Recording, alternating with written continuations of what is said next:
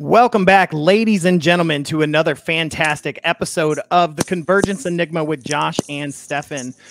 This is Stefan, your host for the evening, joined as always by my co-hostess with the mostest and the hostess cupcakes, Mr. Josh Rutledge. How are you, sir? I'm doing fantastic. And you know what? Now I want some hostess cupcakes. I haven't had some in a while. Well, looking at you, I want them too, man. That's all I'm saying. And for those of you on YouTube, you can see we have a very special guest for the evening tonight. And those listening, I'm going to introduce. We have the Debz Shakti on the horn with us. She's a professional quantum hypnotherapist and open channel, recently seen on the documentary Alien Abduction Answers, which you guys know we love. We just had John Yost on the show. Debz, thank you so much for being on the show.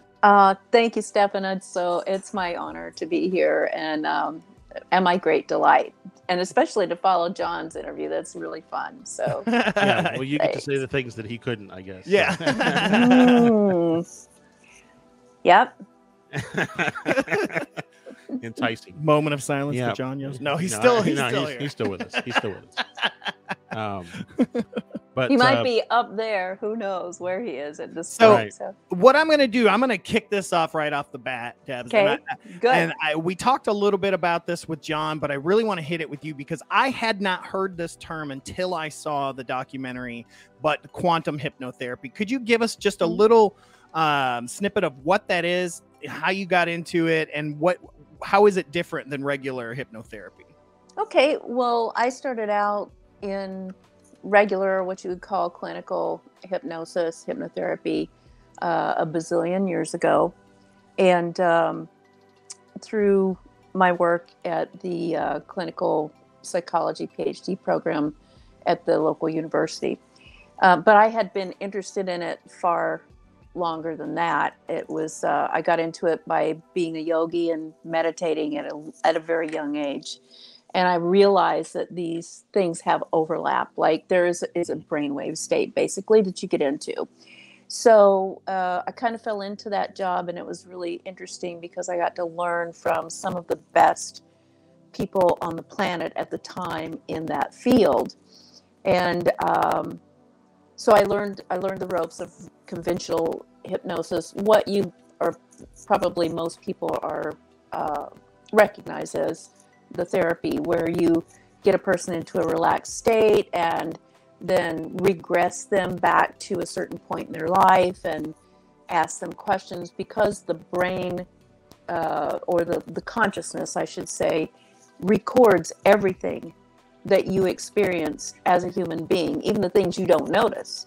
For instance, you could be in a terrible car accident and it's a hit and run accident, and that person leaves, and you can't remember anything about it when the police ask you about it. But if you go into even conventional hypnosis, if you get into that right brainwave state, you can tap into your memory and pull up the license plate of that car if you saw it at all, even a glance. So it's a really great therapy. But quantum hypnotherapy came about because I came into the world with psi gifts. I'm psychic, I'm telepathic, I can remote view, I can work with energy, see energy, manipulate energy. So a lot of those things and healing work with those things, a lot of those things are not allowed in a conventional hypnotherapy session, or at least back in the late 70s they weren't. And so I kind of had to make a choice, because I felt like that was not serving the client well, to not be able to bring the whole, the comprehensive package into that session. So to explain how that is, for me, heads and tails above clinical hypnotherapy, we go not just into the childhood or past experience of this life, we can go into any lives. And quantum science teaches us, or says, at least postulates with some pretty good evidence, that we are, that the universe is infinite, that there are infinite versions of our galaxy, of our solar system, of our Earth even. And on each one of those, there are infinite versions of ourselves. Some are very similar to the one that we are right here, that we're looking at, that we're focused on, and many or most have nothing alike. So it differs itself from, say, like past life regression by yes. multiversing. Yes, absolutely. Which is really cool. Yeah, it's universal. It also is infinite dimensional, because we all live in these varying realities. They're just in different frequencies. It's like tuning your radio dial to a certain frequency. And so that's what this process does. And to get a person into the proper brainwave state to be able to access any point in that non-local conscious reality that is the multiverse, I call it the infiniverse. Oh, I like that. I use a lot of the ancient yogic techniques and some very modern techniques to get a person into at least the theta brainwave state, where you can really access, cosmic mind, basically. Right. And sometimes we get into a mixed state of theta and gamma is where you really have all this inspiration and revelation and creativity. So it can be used for many things, but it is really, really good for accessing information from these other realities that we may not even realize we have, and also for memories that are really, really tightly squeezed into a vault of amnesia in the, even from the present, which is what we did with John Yost in the movie. Yeah. Right. I mean, one of the things that I know, so it's really weird. I recently moved to Arizona. I've been here like 3 months or so. And about 3 weeks after arriving here, which I don't know why I always like saying things in threes, but anyways, about 3 weeks after arriving here, I'd gone out to dinner with my family. We were headed back, and I had like a weird little, I don't know, it was like a panic attack almost, because things seemed out of place. Like, I remember buildings being in different places than what they were. I remember like people being in different places. And so over the next probably 4 or 5 nights, I had dreams of like other times that my wife and I had attempted to move to Arizona, and for whatever reason, we stopped. And this time, we were successful. And then going forward, then from that point, the amount of dreams that I've had are what seem like other versions of this timeline, if you will, have decreased. Almost like I hit a convergence point, for lack of another word, where all these little multiverses were kind of coming together. And then once I got past that point, now that I'm like, everything is kind of starting to branch apart again, or end, or whatever the case may be. So, yeah, what, I love that term convergence point, because quantum physics also tells us that everything is enmeshed, everything is connected, everything is interacting with everything else and informing everything else. So when you have a point where 2 of these realities or more are coming together, because there is a frequency match, there is a resonant frequency, that's when you have all of this kind of confusing, but actually very exciting if you're, an explorer like I am, experience where you are able to perceive other types of beings, other types of civilizations. You might realize that you're not limited to this tiny little human spacesuit that we're wearing. Maybe you can fly at will. There's all kinds of things that happen at that point. And we access those points very easily with this method. I want to go back just a second, because, Stefan, you asked, what makes it different.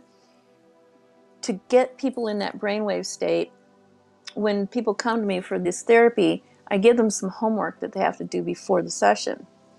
And the earlier, the better. But it's different types of breath work.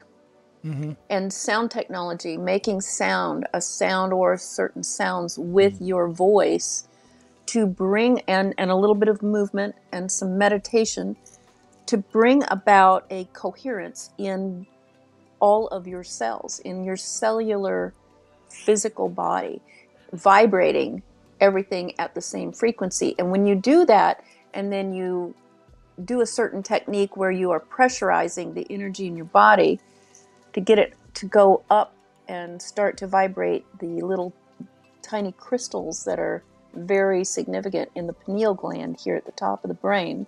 I know this sounds wacky, but it's been proven to be true by neuroscientists. When you do this process, these crystals start to vibrate all at the same time, become coherent, and then you've turned yourself into a giant satellite dish, basically, a radio antenna. And then you can access that information from anywhere. I recently listened to a book. I'm going to butcher his name. Joe Dispenza. Yeah. He's one of the leaders of this movement. Yeah. And it really talks about, like, I listened to the entire book to get to the very end where he tells you, like, how to do this great exercise. Yeah. That's why I just read actual books, Josh, because I can just flip to the page. You don't know where. And you can write notes and circle all the important parts, which is what I love to do. I have all the physical books, but it's easier for me to listen to audiobooks. But I do both. I like them. For the same reason. Like I listen to the audiobook, but then I notate where it is and I go and find it in the physical book and write it down. Yeah. But but if you're familiar with Joe Dispenza's work, you kind of get an idea of what we're doing. We don't do the same exact process, but it is very similar because there are different sequences for different things. Right. Yeah. I have to admit I tried the dragon breath, I believe is what it's called. And as someone with a deviated septum, I found it very difficult hard to do. Right. And I do get clients who cannot perform that well, or they can't perform what we call alternate nostril breathing. And so what I've found, though, is if you can get them to breathe in sync with you and deeply and at the pace that you need to go, even through the mouth, and use the mind to envision that you're doing it through the nose, it still works. Trick your what I found was interesting when you were explaining those breathing techniques to me and stuff like that, how much they reminded me of what Santosh has taught me. Our friend Santosh is a yogi, and how much rooted in ancient yoga some of those breathing techniques are that he does for his daily practice. They're all rooted in yoga. I postulate almost everything that we have as physical science that goes beyond regular physical fitness are rooted in yoga. I would say he would agree with that as well. But I'm a little bit skewed. I think I love him already. That sounds Oh yeah, you guys would get along fantastic. So I was curious, so you helped John, I think, kind of process through and solve a question that he's had for many, many years that he had, kind of pushed away and finally decided to address. And, when we had him on, he even talked about that. That's what the film really was for him, was the exploration of that question. And I loved that because he said it wasn't even a recreation. That was it was actually happening there, and I was like, "Whoa!" That made it even cooler. That is real, raw, unedited footage. And what's so brave? What's really tough, though, is that I think the full film credits included is 92 minutes, and his session lasted 6 hours. Oh my God! So we have popcorn and watch every bit of that. You would not believe the content that has not been revealed yet. Yeah, he talked to us about that. He said, "Wait till the next one." Yeah, he said he's working on a what's it called? Trinity? A trilogy. Trilogy. Yeah, there trilogy. You go. Yeah. A holy Trinity. It is. It's just called me Trinity. Yeah.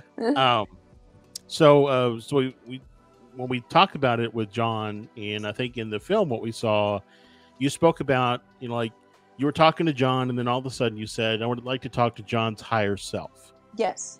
So I gather, I think we all kind of have that higher self. Yeah. Is that the more spiritual part of us that doesn't inhabit this body, or is it something else? Or any thoughts on what that is, or what that higher self is? Yes, yes, and yes to all those questions. And good night, folks. Yeah. And good night. That's it. Mic drop. The higher self for me. Let's just look at the human species for one thing. You know, just think of all of us grouped together in a big group on this planet. And as you move up in frequency and meet these other versions of yourselves, I call them quantum twins.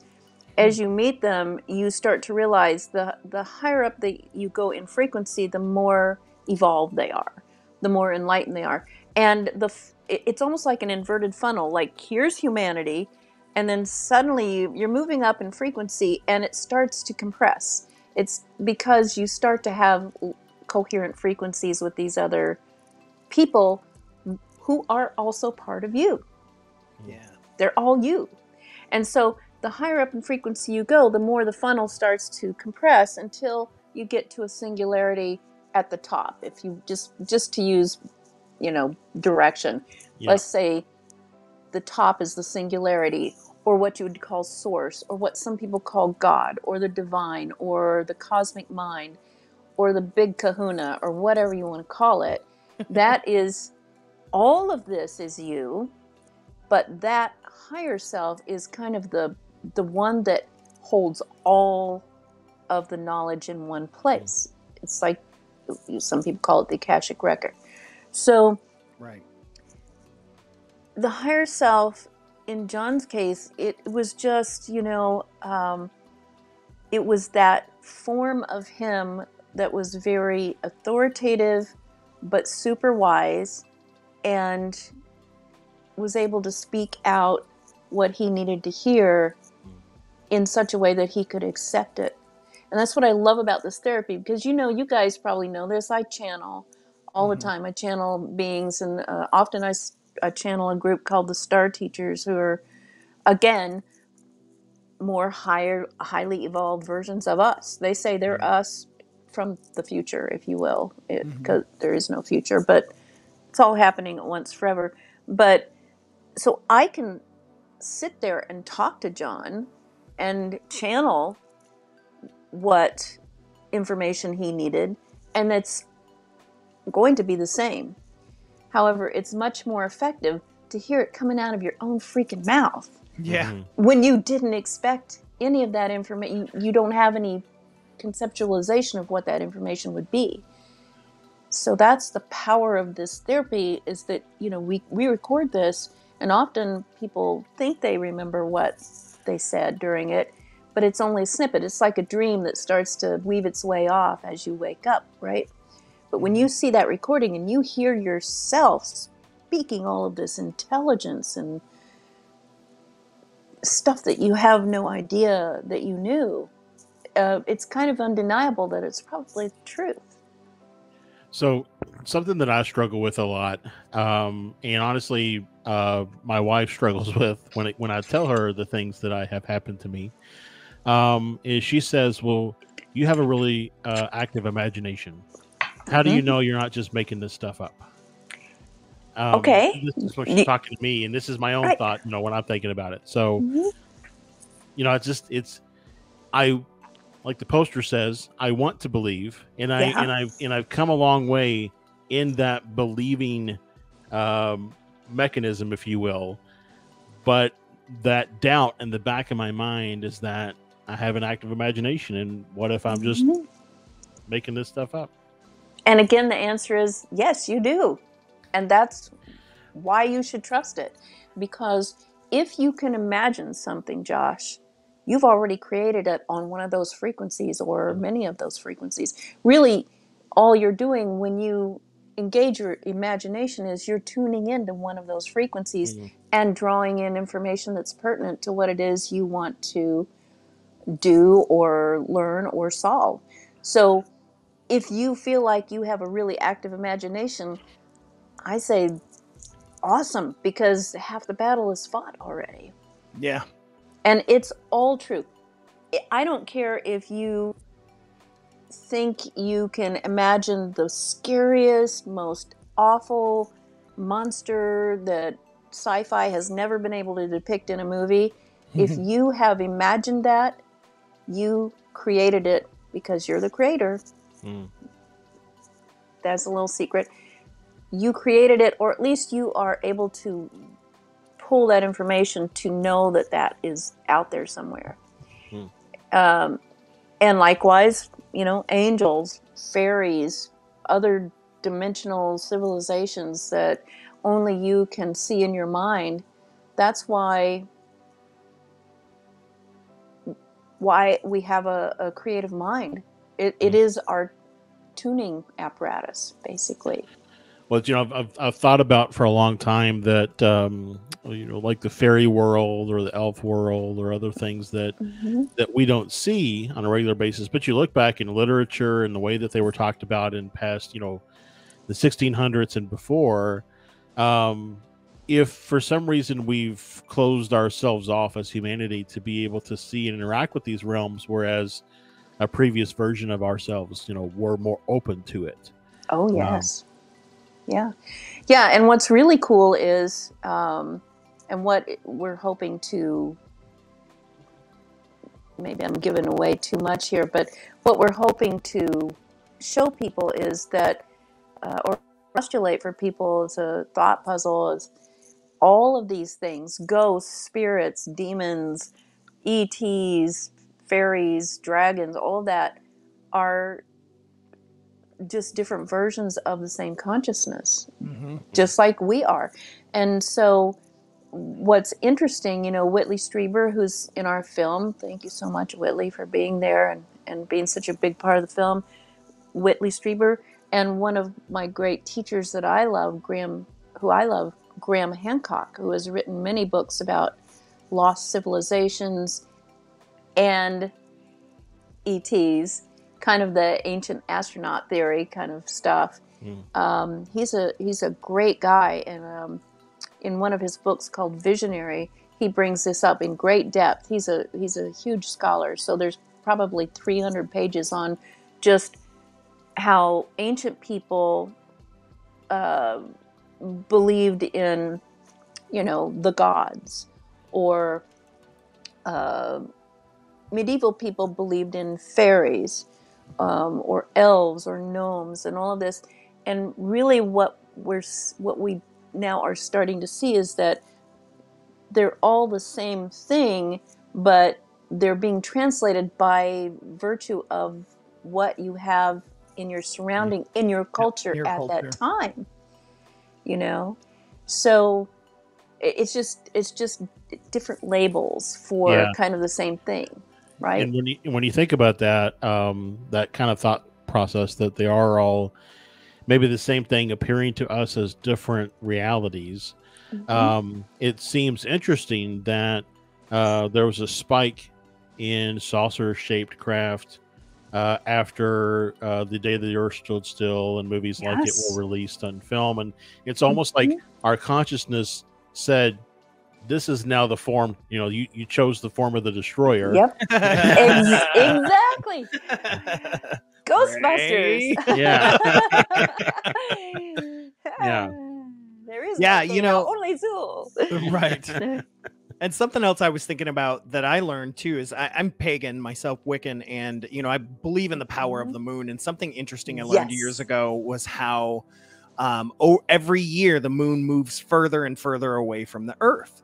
And I thought, gosh, think about 1,000 years ago, or 2,000 years ago, or how powerful the moon was, and how you know, we talk about why isn't there magic like there was in the old stories and things like that, and maybe there was. Maybe the frequency is different. Yeah, the frequency is different. The gravity is different. Tides are different. Everything is different because the moon was so much closer.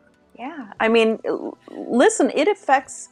We're made up mostly of water in our cells. It affects the ocean. How can we not agree that it affects the water in our cells? You know, so if it was closer, it was definitely affecting the vibrational frequency of our cells. And imagine the light it projected at night. Oh, and can you imagine how big it looked? How Yeah. big? I Yeah. think about that. Yeah. What did they see on the surface if it was so much closer? Yeah. Well, it wouldn't have had nearly the craters that it has today. That's So also true. yeah. Yeah.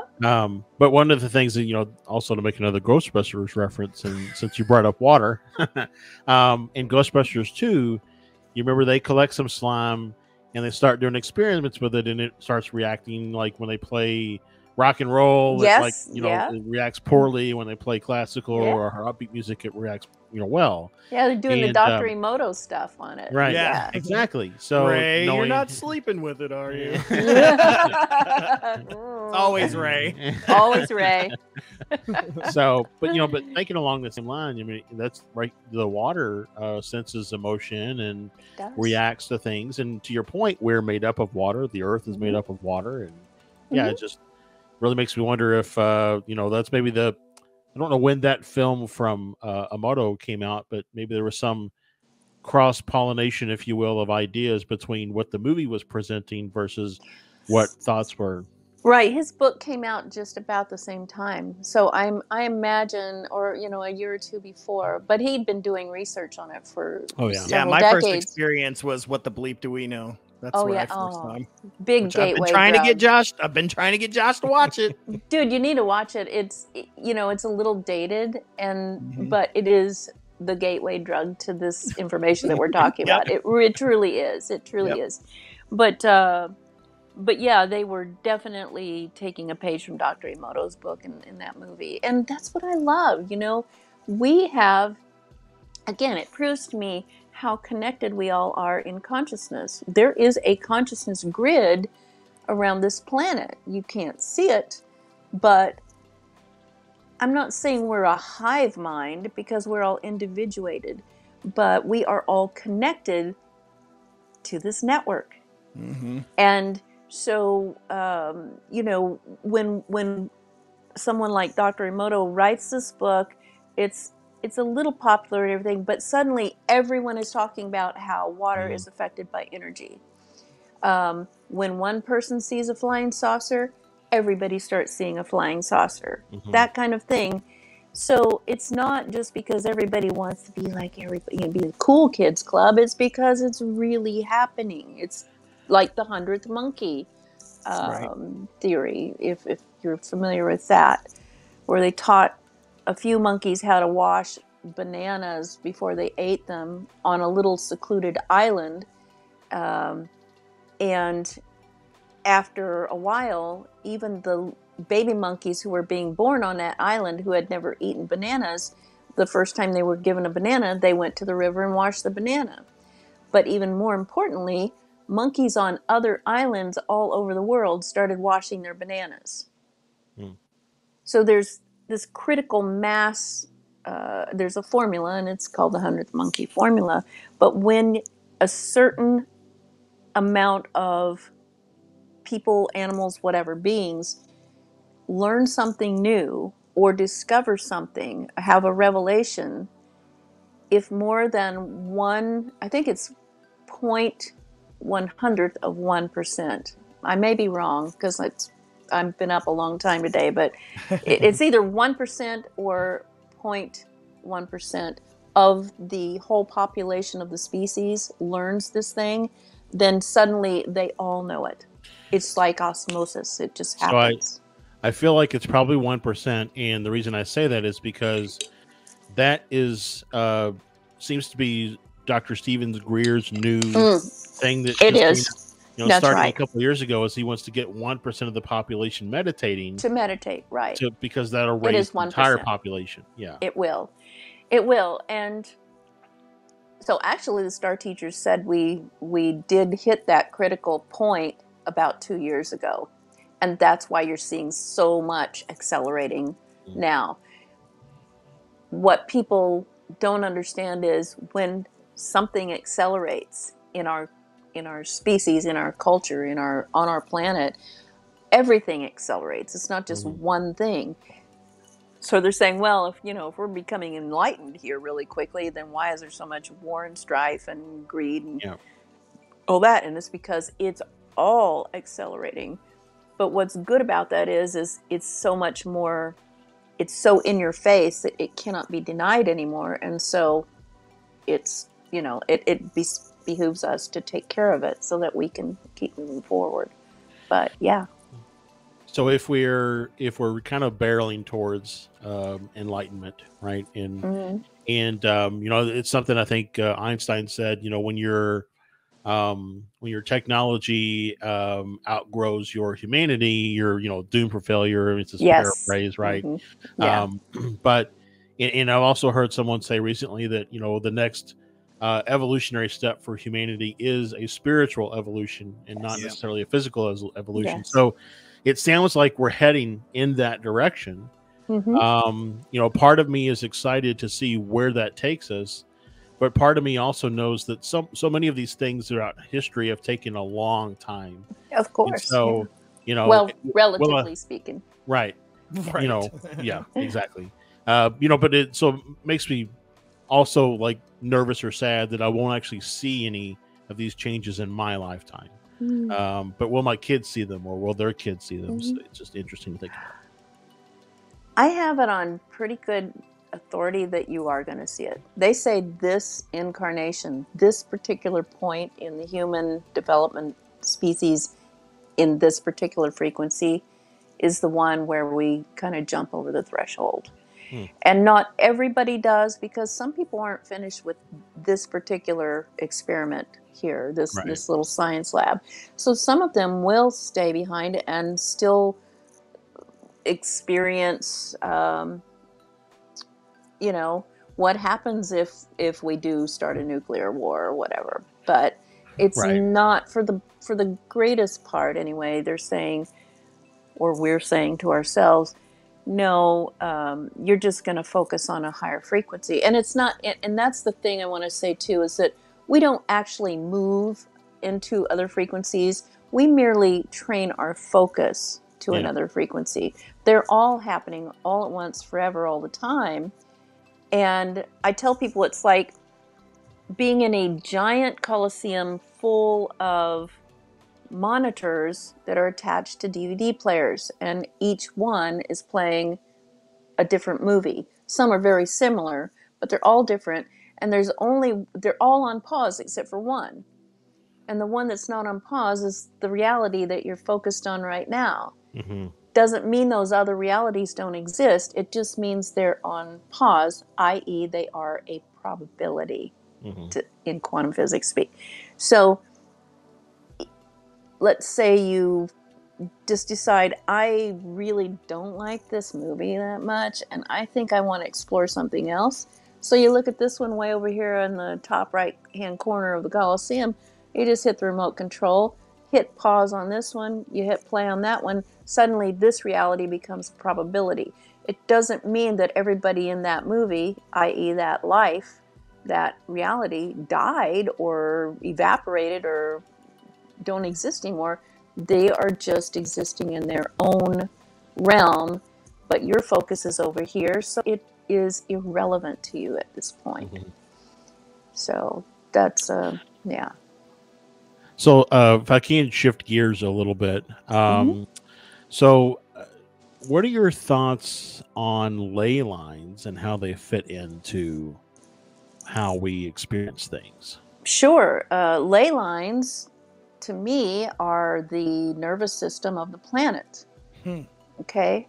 And what we're also now starting to theorize and maybe even make discoveries about is that there are cosmic ley lines too.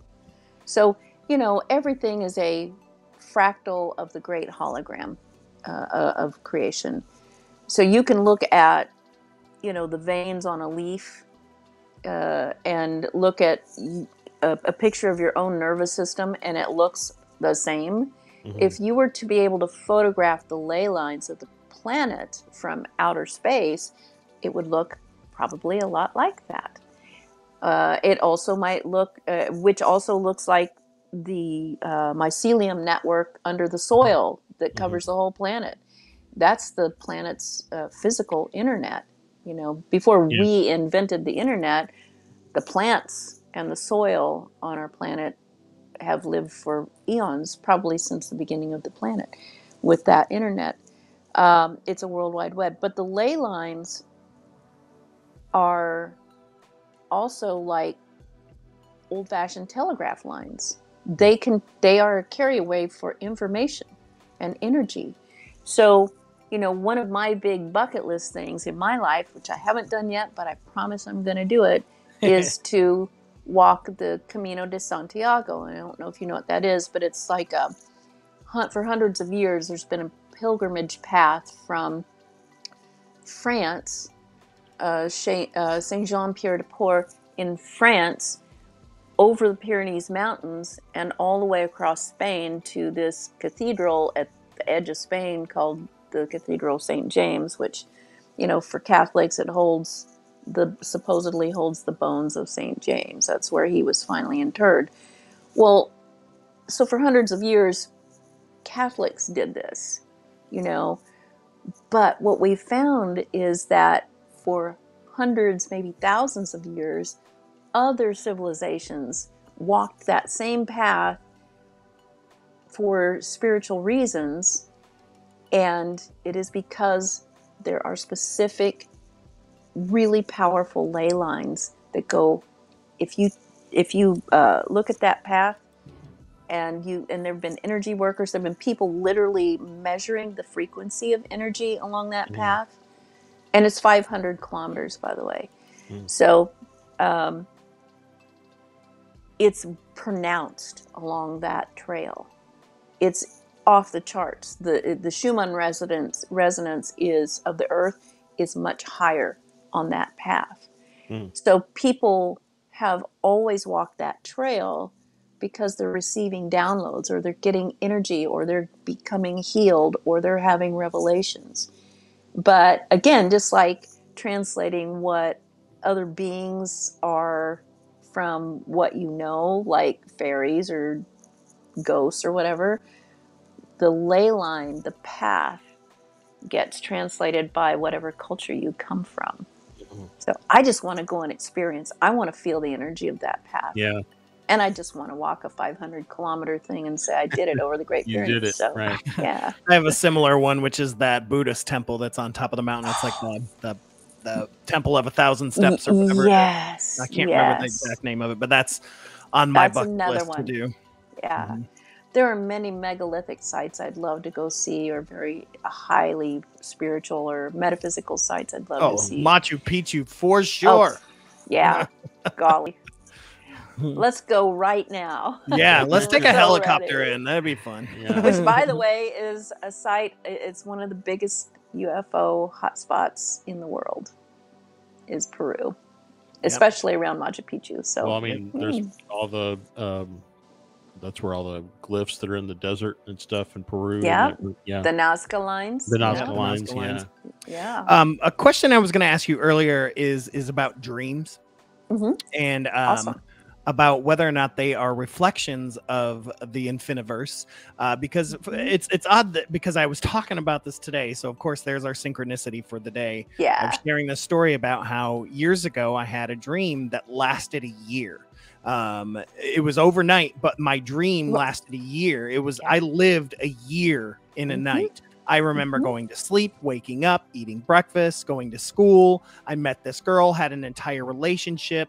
It went all the way through my graduation in high school, and she broke up with me the day of graduation. My family was in it. I mean, it was this whole thing, and the very next day was when it was done, and it was exactly a year. And I woke up feeling this was another life of mine. Yes. Okay. Like, fully. Well, you're absolutely correct as far as I'm concerned. You literally, when we go to sleep, we're not analyzing physical data. We're not analyzing all the stimuli that's here in this construct that we call third dimensional Earth life. When you go to sleep, or when you become a lucid dreamer or an astral traveler, a person who can do out-of-body travel, remote view, all of those things, what you're doing is you're slipping out, you're taking off the spacesuit.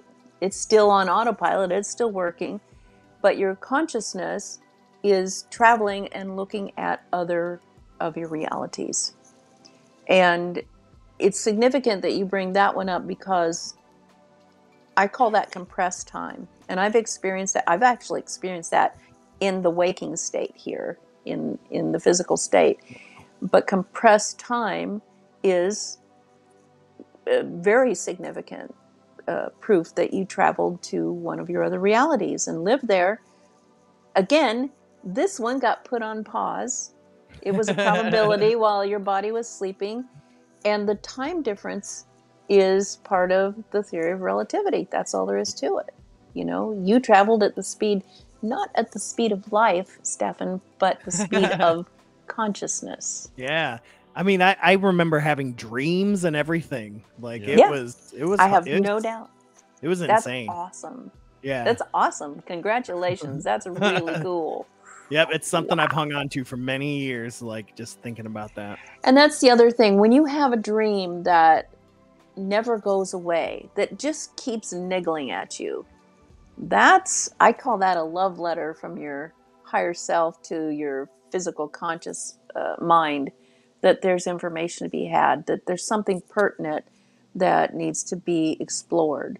So, you know, you can either journal about it, you can teach yourself lucid dreaming and go back into it and see what else is there, or you can do quantum hypnosis and try it out. So, you know. You know, we were talking about earlier about fairies and things, and you know, they kind of exist, and we experience them differently. I was thinking a little bit about like Sasquatch, Bigfoot, things like that. You know, if you kind of take that same thought line around the Infiniverse, and kind of carry it forward, maybe Bigfoot is just from a one of the universes that you know, this form of humanity didn't evolve. Instead, the Bigfoot form of humanity evolved, and we just get occasional bleed through, if you will, from those other places. Yeah, and that's the term I like to use, is bleed through. It's absolutely, again, this is just me, but I feel it is absolutely correct. And if you've ever encountered a Sasquatch being, you know that they are interdimensional. We're all interdimensional, but they are volitionally interdimensional. That's why they're so hard to find, because, you know, they're right here in your face, but they're in a different frequency. You have to match the frequency to be able to perceive them.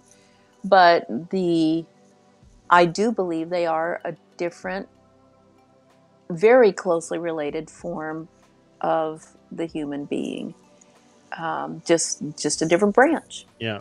Something I was thinking about the other day, I was talking to my kids about salmon, and we were telling them, you know, that every year they swim back to the same spot they were hatched to reproduce.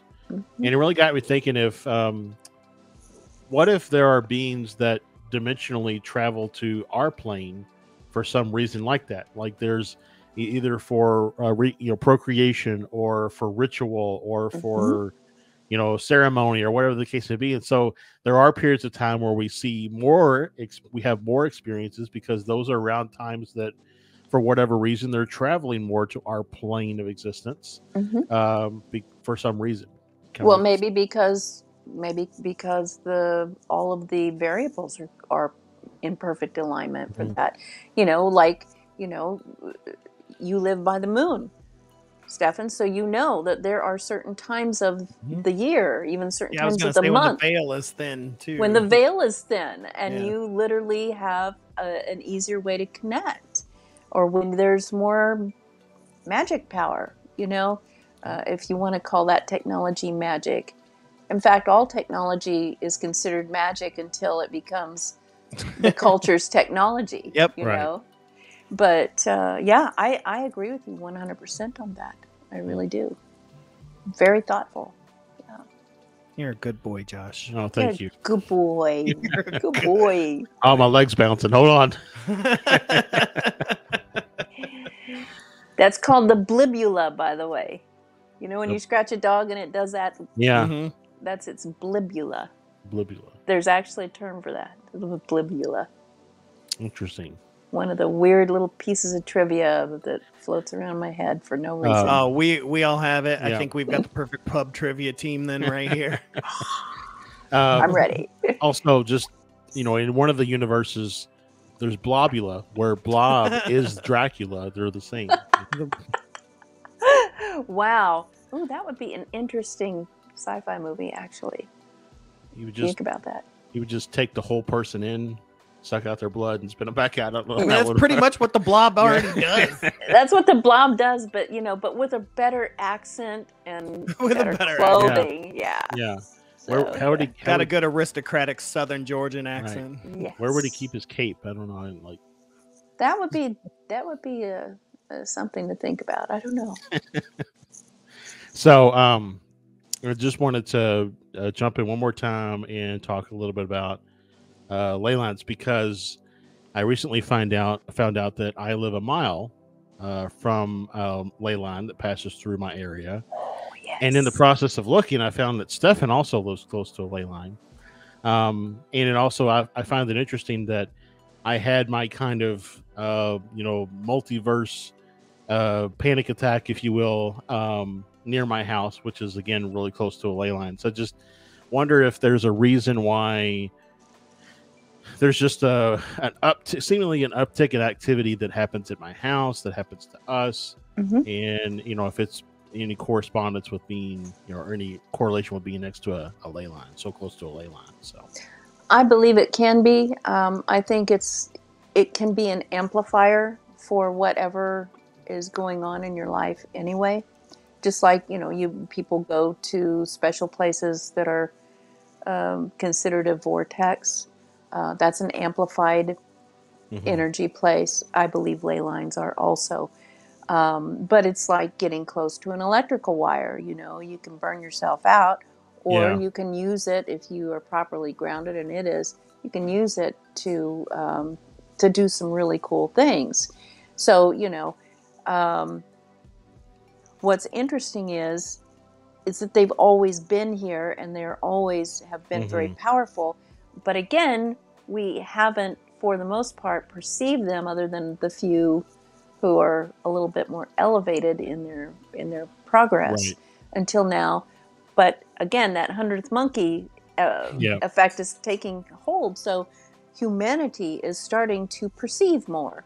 Even the ones who you might think aren't that awake, they're just awake enough to see stuff all the time. And they're like confused. So that's another part of the work that I do, is I do counseling for ET experience, contact experiences, and paranormal experiences, or just the stuff you can't understand. Right. Can bring it into a context where a person can at least grasp the ideology of it and make sense of it for their own life, and do their own self-inquiry afterwards. So, but I truly believe that's, there's no mistake that you moved where you moved. You literally drew yourself to that place. Yeah, I mean, and like I said, it's an uptick in activity for me. You talked about people kind of awakening to it. My wife, she was just kind of opening up before we moved, but since we moved, she's really started opening up to it. And I find it really interesting when you think about, the 100 monkey piece that you said. Maybe that's why now is the right time for quote unquote disclosure, or for the governments of the world to really kind of, back that there are these things that we can't explain, because humanity is finally at a place spiritually to be able to think outside of the box and maybe accept some of those things. Yeah, right. I mean, there are all kinds of reasons why disclosure was never made and why things were covered up. Most of them were for power and greed and so forth. But there were some good reasons, and part of it was that most people really might not have been able to handle that information. They weren't, it's like trying to get a kindergartner to do trig, even if they're good at math at that age, there are very few humans on the planet in the kindergarten age who can understand trigonometry. They don't have the fundamental information that builds you up to learning how to understand it. And that's kind of where we have been. So I agree. Will the governments of the world ever go into full disclosure honest full disclosure, that remains to be seen. My human self wants to say, oh, hell no, they're never going to do that because it doesn't behoove them to do that. They would lose their power instantly. Mm-hmm. The spiritual, more higher plane focused part of me says it absolutely will happen because that's the direction we're moving. Right. And including the people who are now running things on this planet. They're not always going to be running things. Nobody's going to be running things because eventually we're going to come into that frequency where we are harmonious and coherent, like most of the rest of the Infiniverse, by the way. This is kind of a rigid, specific construct where we decided to experiment with some of that stuff, you know, but duality and contrast and all of that. But most, at least what I've seen personally in my travels and in my communications with these other parts of myself and yourself, tell us that most of the cosmos, most of creation does not live the way that we do here. Yeah. You know, I was going to say too, I think another reason I think disclosure is a more modern thing is the rate at which information is shared now. Mm-hmm. You know, you think if this disclosure had happened back in the 1920s, you've got a newspaper article that may or may not hit small towns. And this is just America, you know, let alone the rest of the world. You know, now it doesn't matter. You can live in rural Africa and have a satellite that gives you internet, you know, and able to get, if disclosure happens on the big scale that we all hope that it happens on, imagine how fast that news spreads. Instantaneously. Yeah, there are literally people living in cardboard shacks in like, you know, Afghanistan who have cell phones. Yep. Because it's so important. That is more important than having running water to them. Right. So information is power. Information is power. But what we've been told is that our internet and our way of interacting with each other now at the speed of light at the present moment is there. It's merely training wheels for where we're going, where we always have been, but we haven't been focused on, and that is instantaneous knowing of everything between minds. Yeah. Right. We had a guest on several years ago, John E.L. Tenney, that talked about the internet actually being a psychic network. It is. That, you know, that's not actually bits and bytes, if you will, but it's, you know, the will and the whims of the people who interact on it. Yeah. So it's check it out, what it's doing right now. Yeah. People, right. You know, as one of my guru says, the world is in anguish and chaos because the minds of men are in anguish and chaos. Right. It reflects what is going on in the collective consciousness. But what I've been told, and again, what I've seen, like, you know, when I've traveled with our star friends, if you will, I don't like to call it abduction because it's always voluntary, I believe, but that's a whole other subject.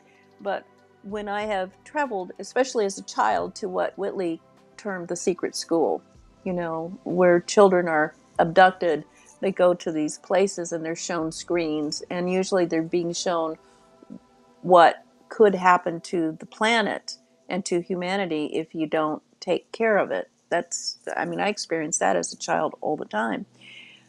But what I've been shown is that we do progress, and indeed they say we progress in this lifetime, those who are alive right now, to that collective focus, or the major collective focus on those higher frequencies, where we can literally understand each other and communicate with each other without any physical technology.